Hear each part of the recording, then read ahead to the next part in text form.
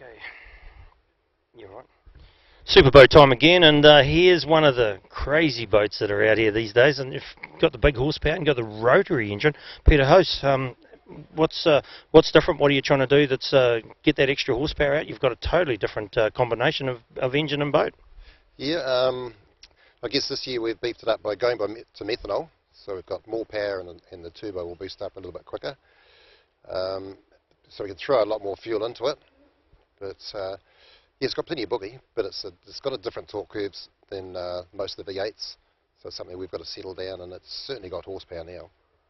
Yeah, pretty hard to control that horsepower around a tight track like this?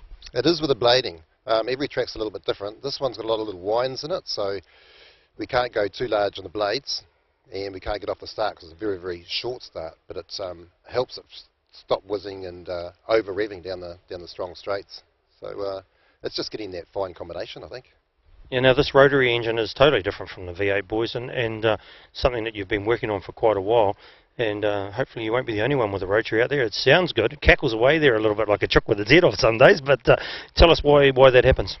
It's just the way that the boosting can release itself, you know, when it gets gob full of air and the blades can't push anymore, so it will start like spinning. It's like a wheel spin, so you've got to cut it down, because once you get about 73,000 revs through the jet unit, you're basically boiling the water and turning it back to air where you're not going forward anymore. So we've got to get our power right down low, stop the cackling, and just use the horsepower it's got.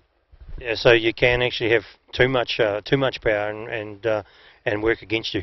Yeah, absolutely. I think this particular meeting here, we've actually turned the boost down very, very slightly. We do run it quite high, about 27, 28 pound. We're putting a little bit more fuel through than we normally are because we've just rebuilt the engine again. But yeah, we're quite happy with the progress. That was going to be my next question. When I was a mechanic and rotaries weren't known to last forever, how are you getting on with this one? No, this is fine. The trouble we've had over the last year and last meeting, just small issues. We had a wire come off our cooling system, cooked the engine, and that was it. So the engine is normally just doesn't give us any trouble at all. We don't even really have to pull it down rather than a check over at the end of the season. So it's cheap running. Well, it sounds like they've got us calling up the Biolytic 400s. We wish you the best of luck, and hopefully we'll see you on the podium as well later in the day. There you are. Thank you.